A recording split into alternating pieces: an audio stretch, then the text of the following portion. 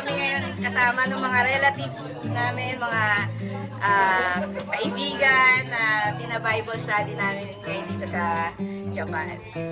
From Marikina, binisita tayo ng ating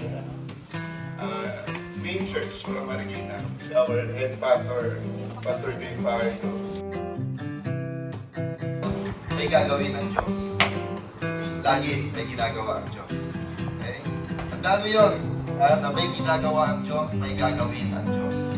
Hindi siya napapagod, hindi siya nauubusan ng gagawin para sa mga tao.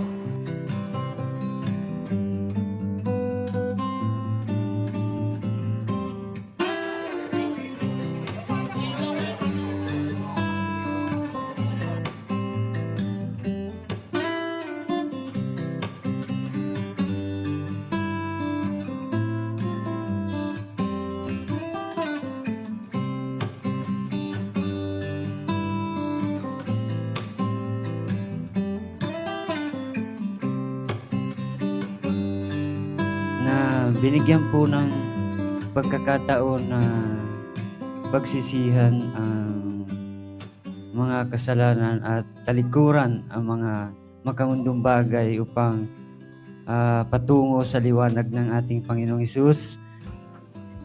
Wala akong ibang kundi salamat nga. Nakilala ko yung magpamilya na to at nakilala ko yung Panginoong Diyos para talikuran, pagsisiyan ang mga nagawa ko dati po.